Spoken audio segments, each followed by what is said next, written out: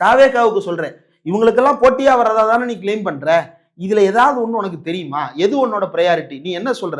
என்கிட்ட வந்து, அதாவது உனக்கு வாக்களிப்பதற்காக காத்து கொண்டிருக்கின்ற மக்களிடம் வந்து, இதற்கு மேல் நான் படம் நடிக்க மாட்டேன் அப்படின்னு வாக்குறுதி கொடுக்கிற.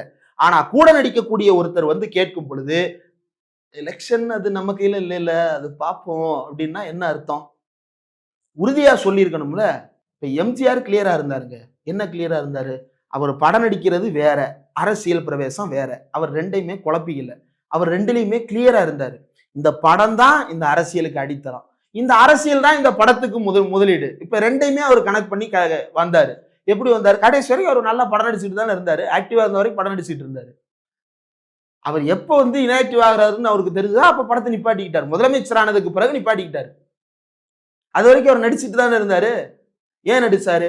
அவர் யார்கிட்டையும் போலி வாக்குறுதி கொடுக்கல. நான் இனிமேல் படத்தில் நடிக்க மாட்டேன், அரசியல் தான் செய்ய போகிறேன் அப்படின்னா, அவருக்கு வந்து கரியர் என்னன்றதும் தெரிஞ்சிருந்தது, நம்மளுடைய எதிர்காலம் என்னன்றதும் அவருக்கு தெரிஞ்சிருந்தது.